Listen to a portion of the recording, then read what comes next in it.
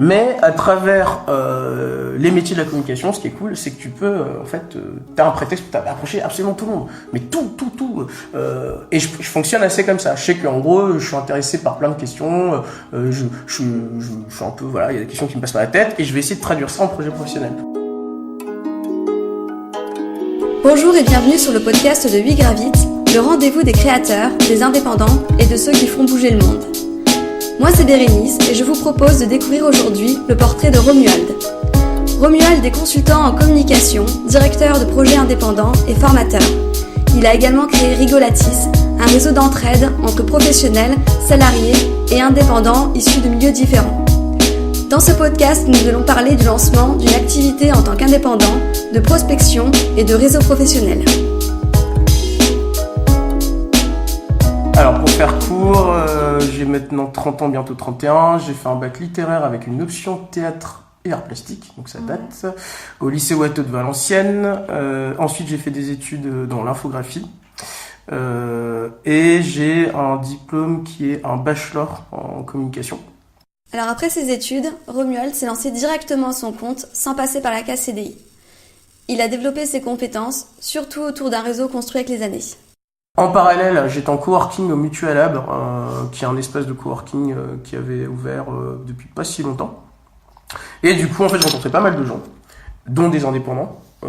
Et ce qui a fait que mon projet de me lancer en indépendant avec mon associé, qui était comme ça dans le fond, qui traînait, je l'ai un peu entre guillemets précipité dès janvier-février, parce qu'en fait j'ai rencontré une personne qui m'a proposé de bosser sur son projet, qui s'appelait Major Job et qui était une plateforme de recrutement spécialisée pour les cadres, etc. Et donc ça a été mon premier projet et en fait depuis j'ai pas vraiment arrêté, j'ai enchaîné les projets comme ça. Et pour développer son réseau et trouver des clients, Romuald a une façon bien à lui de prospecter. En fait, ce sont les rencontres et les passions qui l'animent qui le guident vers des projets professionnels. Donc ça c'est ça, et après oui c'est pas mal aller dans des salons thématiques. Ce qui se passe à l'île Grand Palais, la plupart du temps c'est gratuit, il suffit d'y aller. J'ai pas de carte de visite. Parce que pareil, je fais de la prospection active, je vais prendre le contact des gens. Moi, je prends les contacts des gens qui m'intéressent en fait, et qu'après je vais les relancer, discuter avec eux. Souvent, je fais un peu d'audit dans le sens où je vais regarder très vite si la personne que j'ai rencontrée, elle a des petits soucis en communication, et je vais lui proposer à minima de faire quelque chose.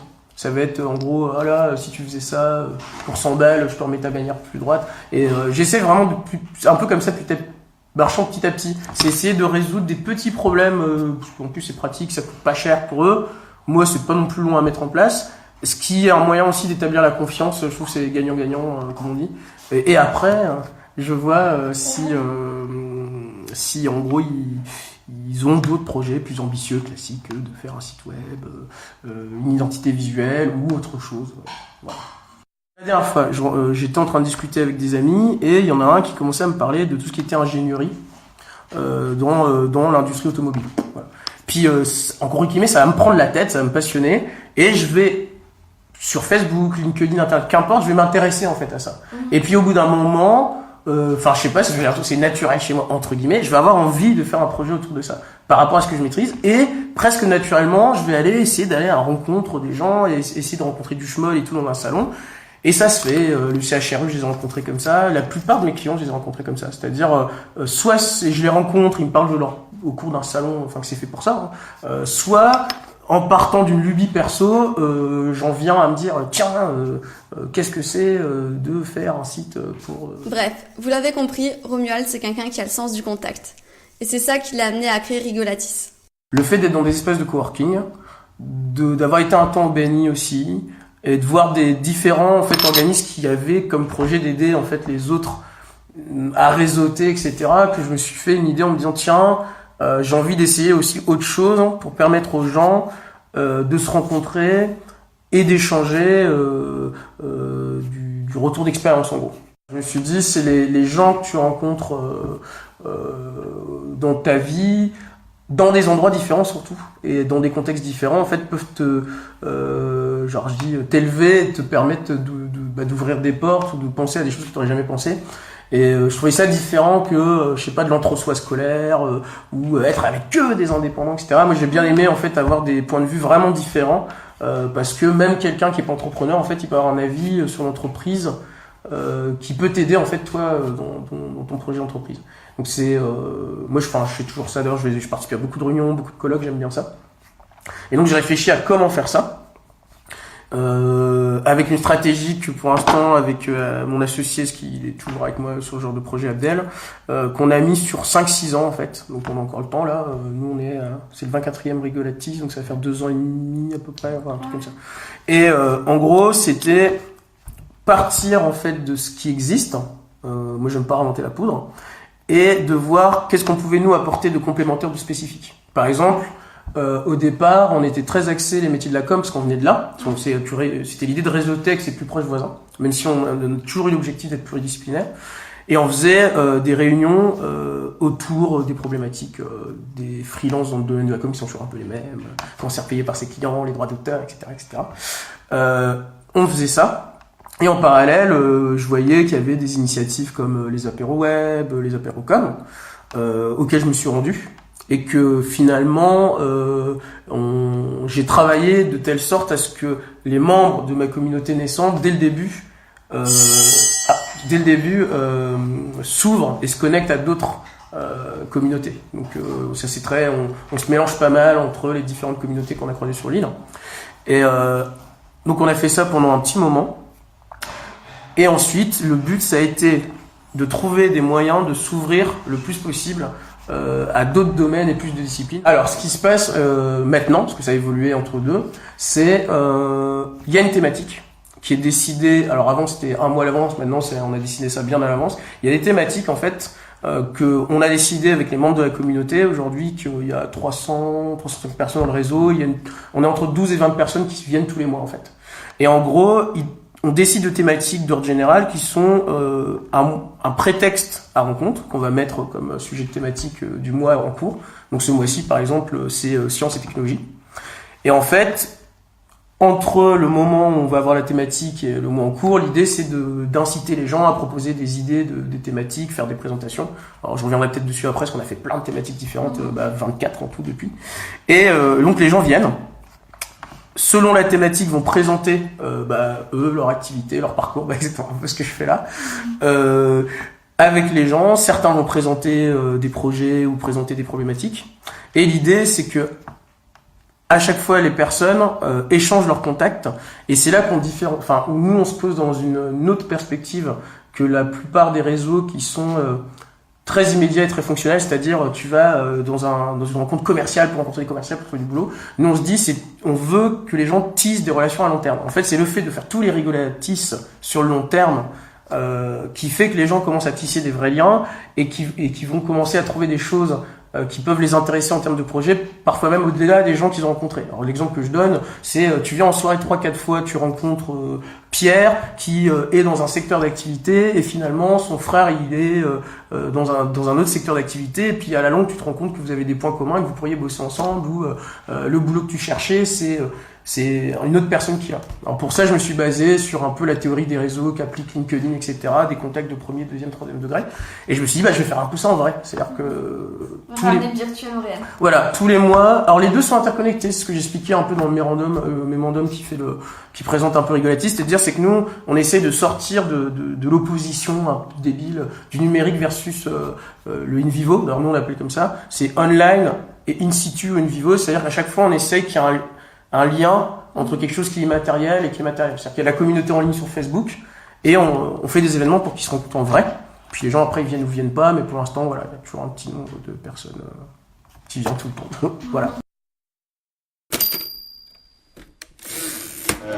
Je sais plus, c'est un copain qui m'avait fait connaître Romuald et Rigolatis. Et moi j'avais rejoint ça il y a un petit moment, mais j'avais jamais le temps, j'y pensais jamais, à chaque fois j'oubliais, il y avait un autre truc et tout. Et puis là je me suis motivé à venir et pour rencontrer un peu, pour réseauter, pour faire des trucs marrants, passer une soirée. Ouais. Et j'ai profité de cette interview pour demander à Romuald comment il voyait le futur de Rigolatis. L'idée serait finalement de faire une sorte de lieu commun où les gens viendraient pour faire justement de l'échange de connaissances. Voilà, ça c'est la base. Et sous la forme qu'ils veulent. Donc, c'est essentiellement pour l'instant des ateliers. Ça peut être des séances de brainstorming, ça peut être des mini-colloques, etc. Et donc voilà. Donc c'est quand tu disais l'expérience scolaire m'a un peu donné envie de dire tiens, je pourrais intégrer en plus au projet, au-delà du réseautage, la traduction des rencontres et des échanges de façon concrète, en incitant les gens à monter des ateliers, faire des ateliers.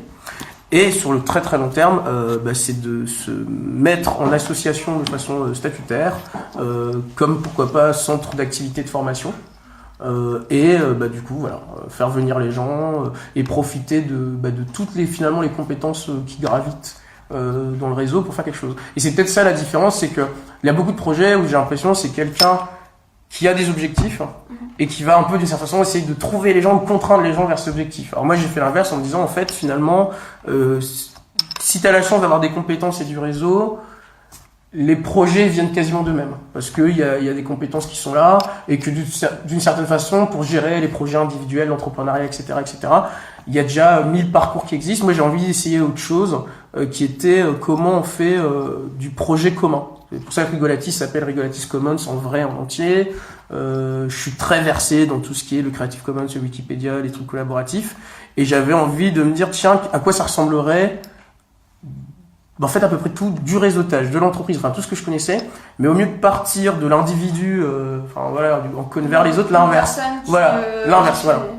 Et du coup, ça m'a permis de découvrir et de mettre en place des méthodologies de réseautage. Alors, c'est des petits trucs subtils que les gens, lors des Rigoladrinks, se sont rendus compte ou pas. On a changé les formes d'interaction, on a fait de l'expérimentation.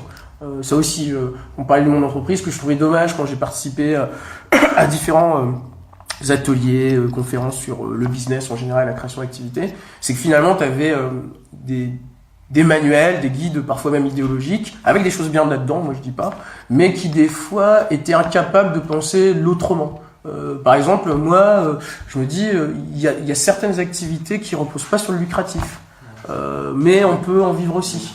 Et justement, je me suis dit, c'est peut-être pas aux gens du business que je vais demander ça, parce qu'ils vont me donner des conseils en fait, qui vont me dire mais en fait ton truc c'est pas une entreprise, parce qu'on m'a déjà dit ça aussi.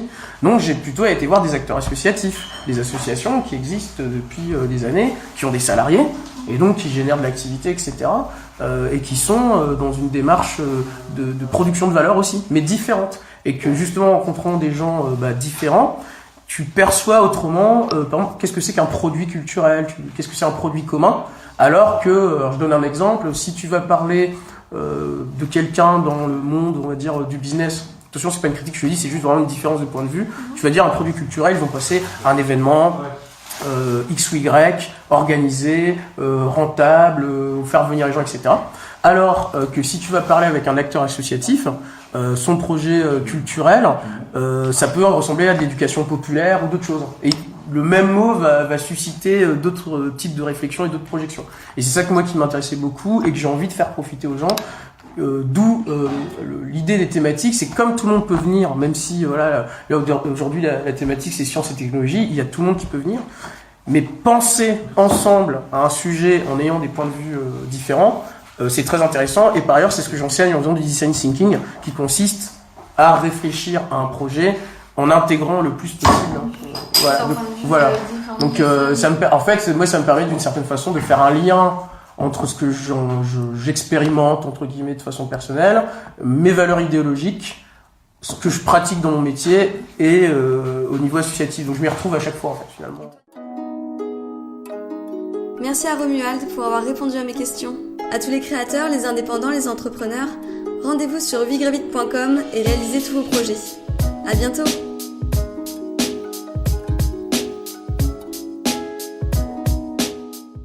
Mais à travers les métiers de la communication, ce qui est cool, c'est que tu peux, t'as un prétexte pour approcher absolument tout le monde. Mais tout.